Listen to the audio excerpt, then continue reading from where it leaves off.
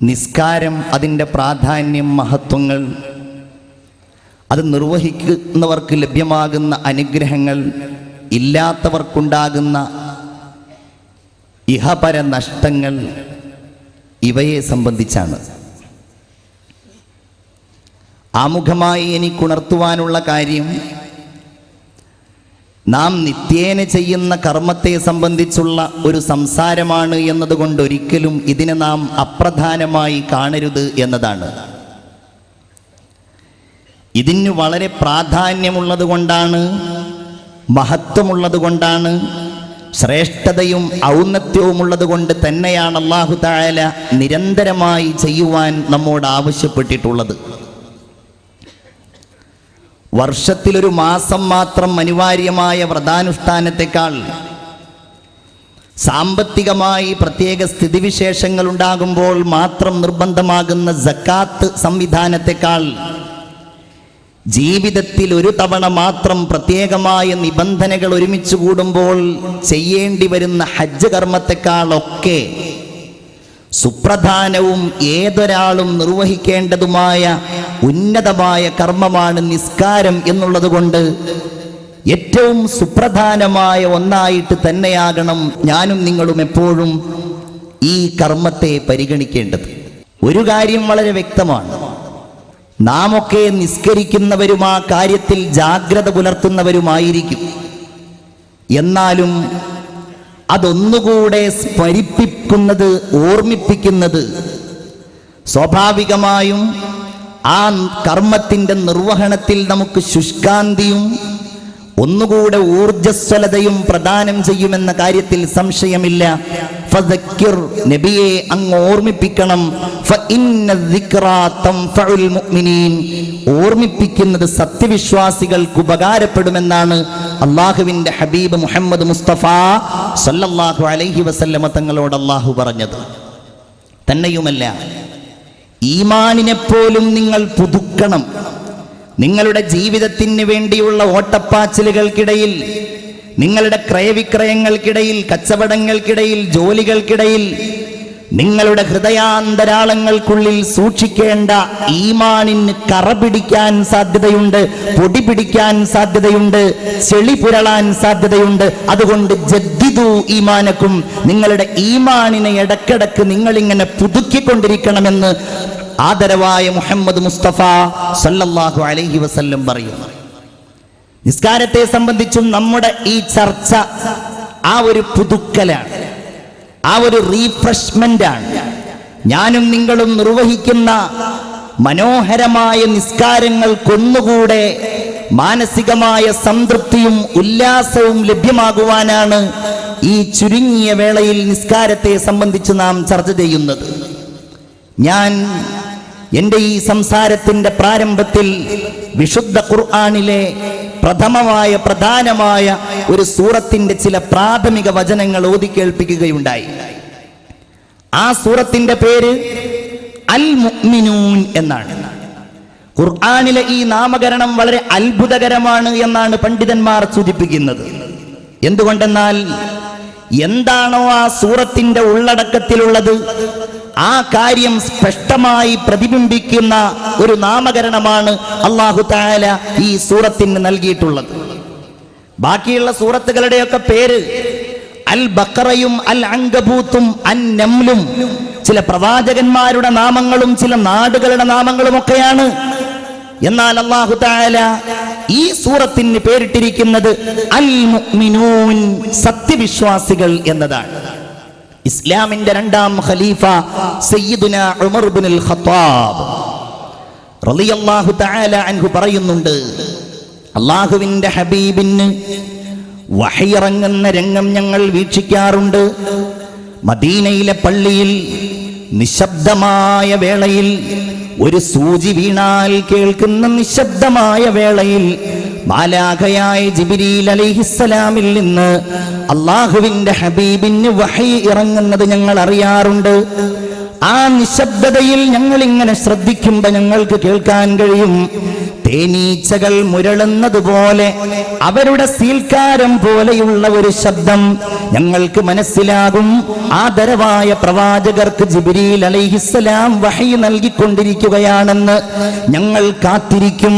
ഒരല്പസമയം കഴിഞ്ഞാൽ ഞങ്ങളുടെ മുമ്പിൽ എഴുന്നേറ്റ് നിന്നുകൊണ്ട് എന്താണോ അവിടത്തേക്ക് പുതുതായി അവതരിച്ചിട്ടുള്ളത് ആ കാര്യം ഞങ്ങളുടെ മുമ്പിൽ അവതരിപ്പിക്കും. അങ്ങനെ ഒരു ദിവസം ഇങ്ങനെ വഹി ഇറങ്ങുകയാണ്. ഞങ്ങൾ കുറെ നേരം കാത്തുനിന്നു. ഞങ്ങളുടെ മുമ്പിൽ അവിടുന്ന് എഴുന്നേറ്റ് നിന്നു. ഞങ്ങളിങ്ങനെ കാതോർത്തിരിക്കും എന്താണ് ആ ചെഞ്ചുണ്ടുകൾ മന്ത്രിക്കുന്നത് എന്ന്, എന്ത് പുതിയ കാര്യമാണ് ഞങ്ങളോട് അവിടുന്ന് പറയുന്നത് എന്ന്. പക്ഷേ അവിടുന്ന് മൗനമായിട്ടിരിക്കുകയാണ്. ഒരുപാട് സമയത്തെ മൗനത്തിന് ശേഷം ഞങ്ങളോട് അവിടുന്ന് ഓതുകയാണ്, ഖദ് അഫ്ലഹൽ മുഅ്മിനൂൻ അല്ലദീന ഹും ഫീ സ്വലാത്തിഹിം ഖാശിഊൻ. അത്ഭുത സ്തബ്ധരായിരിക്കുന്ന ആ വചനങ്ങളുടെ മാസ്മരികതയിൽ ലയിച്ചിരിക്കുന്ന ആ സ്വരരാഗസുധയിൽ സർവവും മറന്നിരിക്കുന്ന അനുയായികളോട് അവസാനം പ്രവാചകർ പറയുകയാണ്, ഇത് സത്യവിശ്വാസികളുടെ അടയാളങ്ങളാണ്. ആരാണിത് അവരുടെ ജീവിതത്തിൽ നിലനിർത്തിയത്? അവർ സ്വർഗത്തിൽ കടന്നവരാണ്, അല്ലാത്തവരോ പരാജയപ്പെട്ടവരുമാണ്. ഞങ്ങളെല്ലാം ഇങ്ങനെ അത്ഭുതത്തോടെ ഇരിക്കുമ്പോ, കാരണം ഒരു വിശ്വാസിയുടെ ജീവിതത്തിൽ നിർബന്ധമായും സൂക്ഷിക്കേണ്ട അടയാളങ്ങൾ മണിമണിയായി ഒന്നൊഴിയാതെ ഞങ്ങളുടെ മുമ്പിൽ ചുരുങ്ങിയ വാക്കുകളിൽ പറഞ്ഞത് അത്ഭുതത്തോടെ ഞങ്ങൾ കേട്ടിരിക്കുമ്പോ, ഇരു കരങ്ങളും ആകാശത്തേക്ക് ഉയർത്തിക്കൊണ്ട് അല്ലാഹുവിന്റെ ഹബീബ് ദുആ ചെയ്യുന്നു, അല്ലാഹുമ്മ സിദ്നാ, അല്ലാഹുവേ ഞങ്ങൾക്ക് നീ വർദ്ധിച്ച രീതിയിൽ നിന്റെ അനുഗ്രഹം നൽകണമേ. വലാ തൻഖുസ്നാ, ഞങ്ങൾക്കൊരനുഗ്രഹത്തിലും നീ കുറവ് വരുത്തല്ല റബ്ബേ. വ അക്രിംനാ,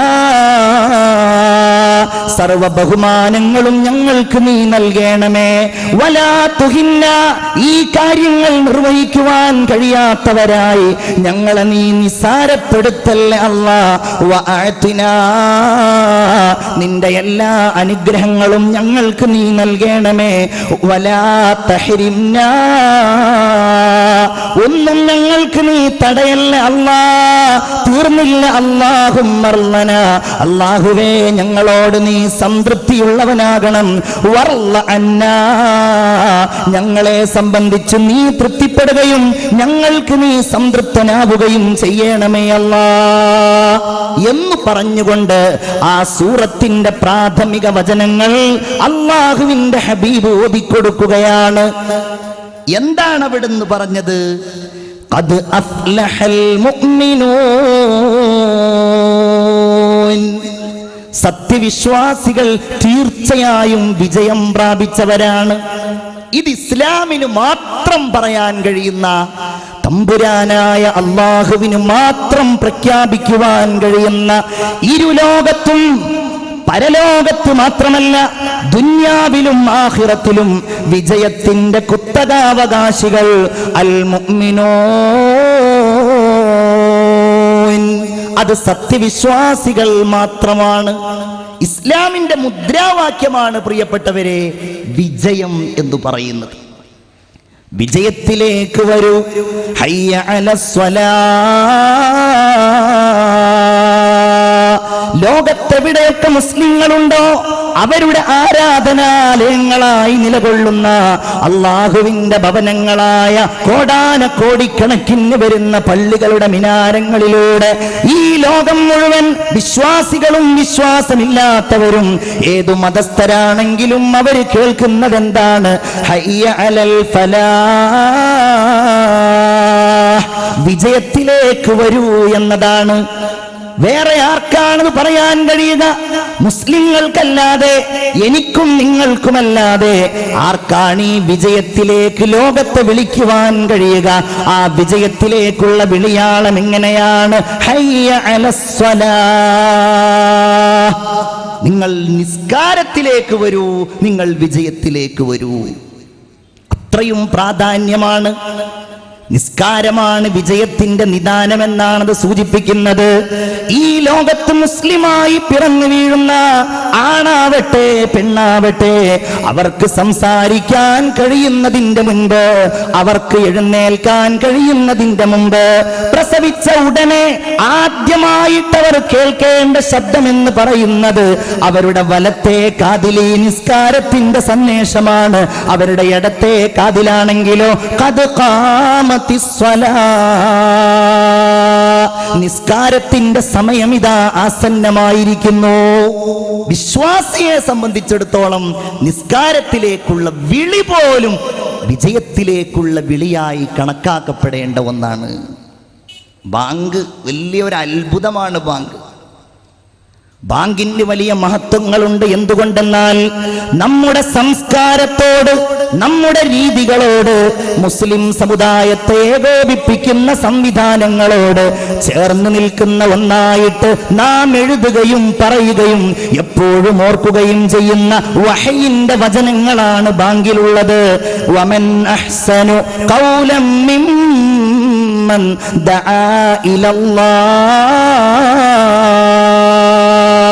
ലോകത്ത് പറയപ്പെടുന്നതിൽ ഏറ്റവും നല്ല വാക്ക് മൻ അഹ്സനു ഖൗലൻ മിമ്മൻ ദആ ഇലല്ലാഹ്, അല്ലാഹുവിലേക്ക് വിളിക്കപ്പെടുന്നവനേക്കാൾ നല്ല വാക്ക് പറഞ്ഞവനായിട്ട് ആരാണുള്ളത്? ആ നല്ല വാക്കിന്റെ വിളിയാളം ബാങ്ക് കൊടുക്കലാണ് എന്നും ബാങ്കിലേക്കുള്ള വിളിയാളമാണെന്നും പണ്ഡിതന്മാർ പറഞ്ഞത് നമുക്ക് കാണുവാൻ കഴിയും. ബാങ്കിന്റെ ശബ്ദമാണത്. കാറ്റ് സ്റ്റീവൻസ് എന്ന് പറഞ്ഞ സുപ്രസിദ്ധനായ ഒരു പോപ്പ് ഗായകനുണ്ടായിരുന്നു.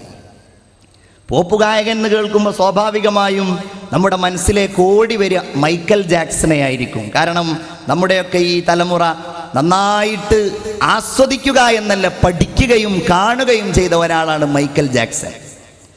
മൈക്കൽ ജാക്സൺ പോപ്പ് സംഗീതത്തിലൂടെ അനുഭവിച്ച, നേടിയെടുത്ത നേട്ടങ്ങളും പ്രശസ്തികളുമൊക്കെ അദ്ദേഹത്തിന്റെ മരണവുമായിട്ട് ബന്ധപ്പെട്ട് പത്രങ്ങളിലൂടെ വായിച്ചവരാണ് നമ്മളൊക്കെ. അത്രയും പ്രശസ്തനായ, ആളുകളുടെ ആരാധനാ പുരുഷനായിരുന്ന വ്യക്തിയാണ് കാറ്റ് സ്റ്റീവൻസ്. അദ്ദേഹം ബ്രിട്ടനുകാരനായ അദ്ദേഹം പാശ്ചാത്യൻ ലോകത്ത് സംഗീതത്തിലൂടെ പ്രസിദ്ധനായി. ഒരിക്കൽ അദ്ദേഹം മുസ്ലിം രാജ്യമായ മൊറോക്കോ സന്ദർശിക്കുവാൻ വേണ്ടി പോയി. അദ്ദേഹം അവിടുത്തെ തെരുവോരത്തിലൂടെ കടന്നു പോകുമ്പോ പള്ളിയിൽ നിന്ന് ബാങ്കിന്റെ വിളിയാളം കേട്ടു. ഹയ്യ അലൽ ഫലാഹ്. കൂടെയുള്ളവരോട് അദ്ദേഹം ചോദിച്ചു, ഇതെന്താണ് ഇങ്ങനെ ഒരു മ്യൂസിക്? ഞാൻ ആദ്യമായിട്ട് കേൾക്കുകയാണല്ലോ.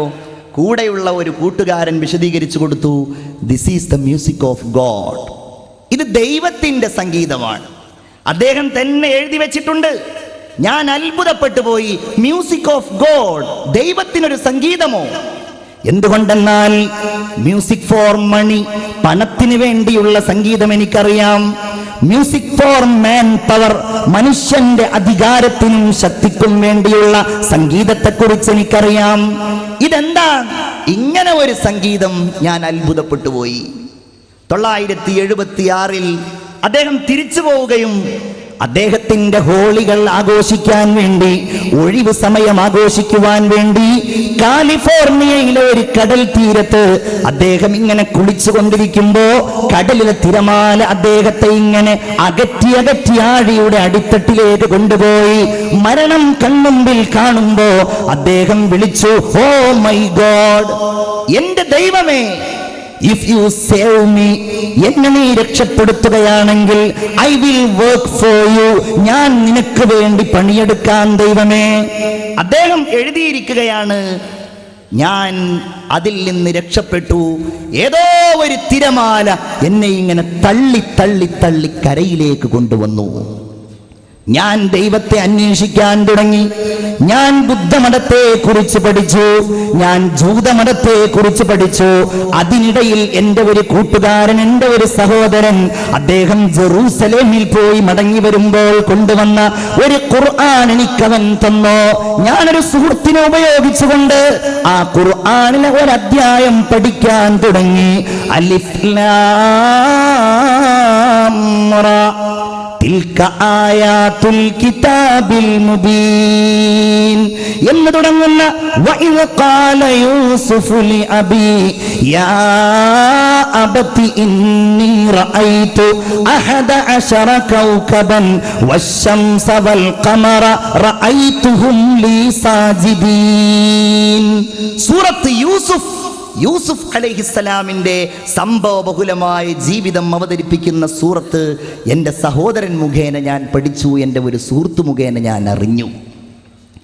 ഞാൻ അല്ലാഹുവിലേക്കെടുത്തു.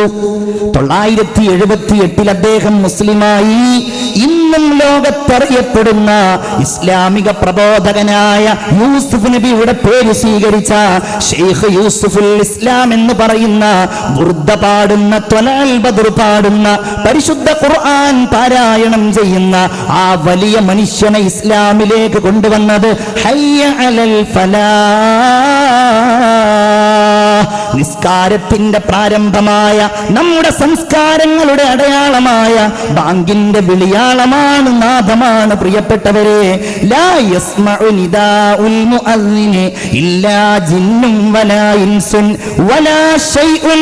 ഈ ലോകത്ത് ബാങ്ക് കൊടുക്കുന്ന ഒരാളുടെ ശബ്ദം ജിന്ന് കേട്ടാൽ, ഒരു മനുഷ്യൻ കേട്ടാൽ, ആ കൊടുക്കുന്നയാൾക്ക് വേണ്ടി നാളെ പരലോകത്ത് വെച്ച് അല്ലാഹുവിന്റെ മുമ്പിൽ എല്ലാം സാക്ഷി പറയുമെന്ന് ആദരവായ മുഹമ്മദുർ റസൂലുള്ളാഹി സ്വല്ലല്ലാഹു അലൈഹി വസല്ലം നിസ്കാരത്തിന്റെ പ്രാധാന്യപൂർവം കാണേണ്ട ഒരു ഘടകമാണ് ബാങ്ക് എന്ന സംസ്കാരം.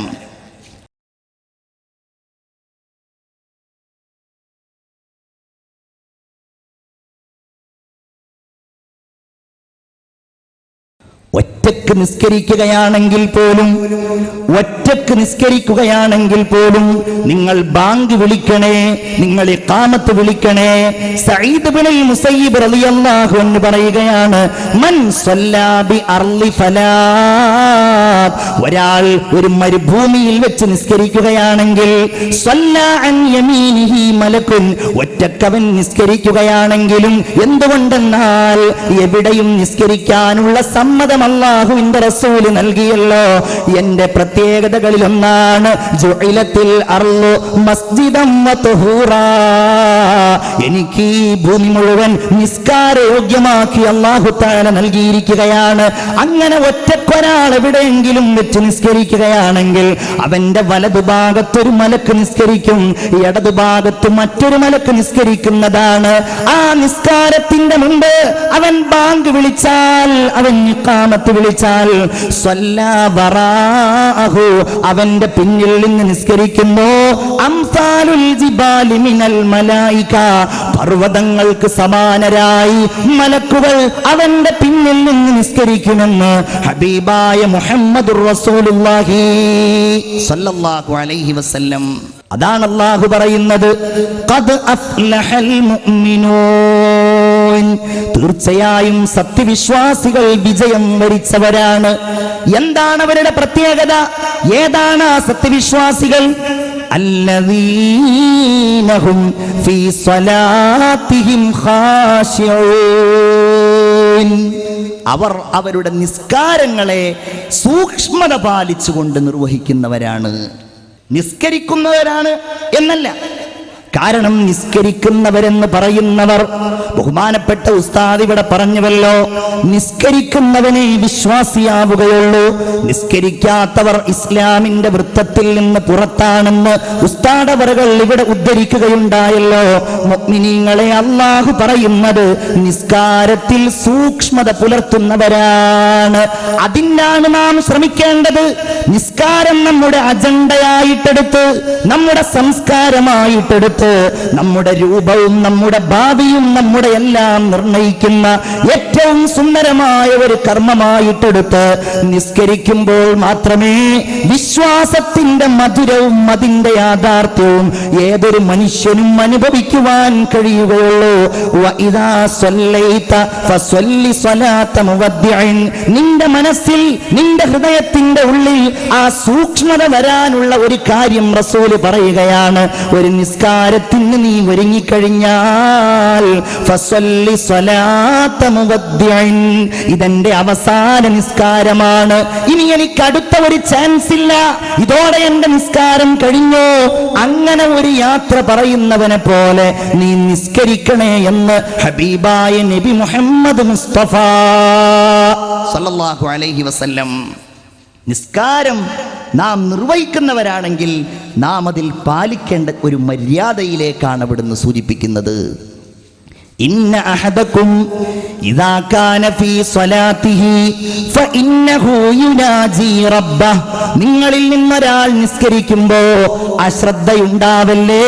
എന്തുകൊണ്ടെന്നാൽ അവൻ സംസാരിക്കുന്നത് രാജാതിരാജനും സർവാധിനാഥനുമായ അല്ലാഹുവിനോടാണെന്ന് മുഹമ്മദ് മുസ്തഫ സല്ലല്ലാഹു അലൈഹി വസല്ലം പറയുന്നു.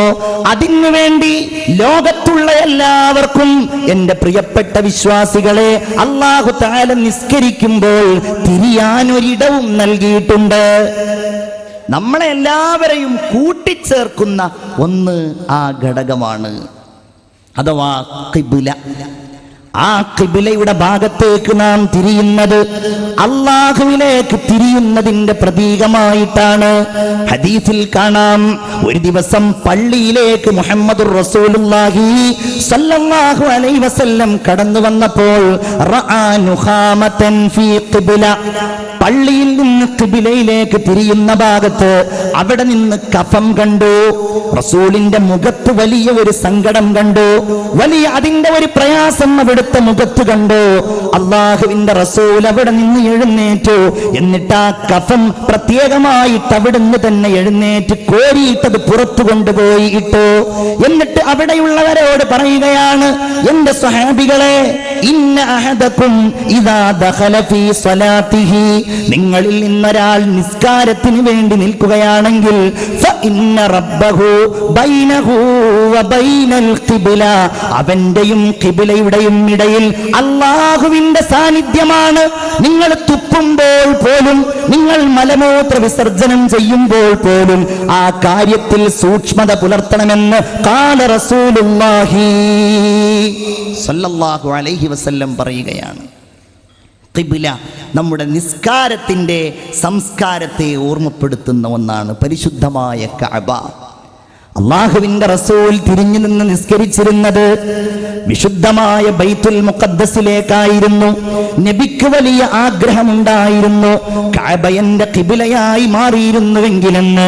ഖദ് നറാ തഖല്ലുബ വജ്ഹിക ഫിസ്സമാ, എന്നിട്ടെപ്പോഴും കഅബ ഖിബ്ലയാക്കി മാറ്റുമോ എന്ന പ്രതീക്ഷയോടെ പലപ്പോഴും അവിടുന്ന് ഇങ്ങനെ ആകാശത്തേക്ക് നോക്കും, ജിബ്രീൽ ആ വഹയുമായിട്ട് വരുന്നുണ്ടോ എന്ന്.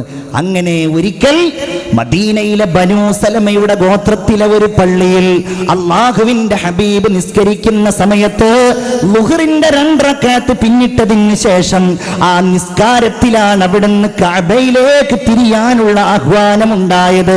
അവിടുന്ന് കഅബയിലേക്ക് തിരിഞ്ഞ് നിസ്കരിച്ച ആ പള്ളിക്ക് മസ്ജിദുൽ ഖിബ്ലതൈൻ, ഒരു നിസ്കാരത്തിൽ 2 ഖിബ്ലയിലേക്ക് നിസ്കരിച്ച പള്ളി എന്ന പേരിൽ ആ പള്ളിക്ക് നാമകരണം ചെയ്യപ്പെട്ടതായി ഇന്നും നമ്മെ അത് സാക്ഷ്യപ്പെടുത്തുന്നുണ്ട്.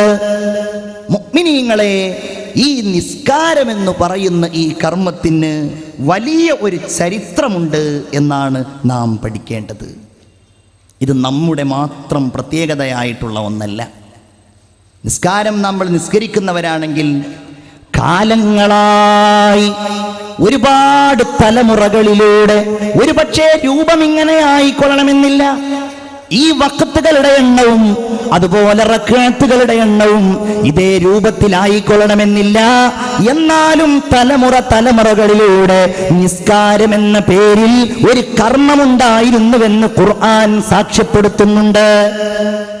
ഉദാഹരണം പറയുന്നു, ബഹുമാനപ്പെട്ട ഖലീലുല്ലാഹി ഇബ്രാഹിം, നമ്മുടെയൊക്കെ ആവേശമായ സയ്യിദുന ഖലീലുല്ലാഹി ഇബ്രാഹിം അലൈഹിസ്സലാത്തു വസ്സലാം, നിങ്ങൾക്കറിയാമല്ലോ, അദ്ദേഹത്തിൻ്റെ ജീവിതത്തിൽ അദ്ദേഹത്തിൻ്റെ ഒരു അമലായിട്ട് നിസ്കാരമുണ്ടായിരുന്നു എന്ന് കാണാം. നോക്കൂ നിങ്ങൾ, ബഹുമാനപ്പെട്ടവർ തൻ്റെ പ്രിയപ്പെട്ട കൊച്ചുമകനെയും തൻ്റെ ഭാര്യയെയും കഅബാലയത്തിൻ്റെ അവിടെയാക്കിയിട്ട് യാത്രയാവുകയാണ് ഫലസ്തീനിലേക്ക്. അള്ളാഹുവിന്റെ കൽപ്പനയാണല്ലോ. ഹാജർ റളിയല്ലാഹു അൻഹു ഉറക്കെ വിളിച്ചു ചോദിക്കുന്നുണ്ട്, എങ്ങോട്ടാണ് നിങ്ങൾ പോകുന്നത്? മിണ്ടാൻ കഴിയുന്നില്ല. വീണ്ടും ചോദിക്കുന്നുണ്ട്, അല്ലാഹു അമറക ബിഹാദാ, ഇത് അല്ലാഹു നിങ്ങളോട് കൽപ്പിച്ച ഒരു കാര്യമാണോ? ഗദ്ഗദ കണ്ഠനായി, അതിനും മിണ്ടാൻ കഴിയാതെ ഫഅശാറ ബിദിഖ്നിഹി, തന്റെ തല കൊണ്ട് അദ്ദേഹം അതേ എന്നാഞ്ഞും കാണിച്ചു. ഒരാളുമില്ലാത്ത, ഒരു പുൽക്കൊടി പോലും ഇല്ലാത്ത ഈ മലനാരണ്യത്തിലാക്കി പോകുമ്പോ ഒരു പൊട്ടുപോലെ ഇബ്രാഹിം അലൈഹിസ്സലാം അകന്നകന്നു പോയപ്പോ കഅബ ശരീഫുള്ള ഭാഗത്തേക്ക് തിരിഞ്ഞു നിന്നുകൊണ്ട് അദ്ദേഹം നടത്തിയ ഒരു പ്രാർത്ഥന ഖുർആൻ ഇങ്ങനെ പറയുന്നുണ്ട്, റബ്ബനാ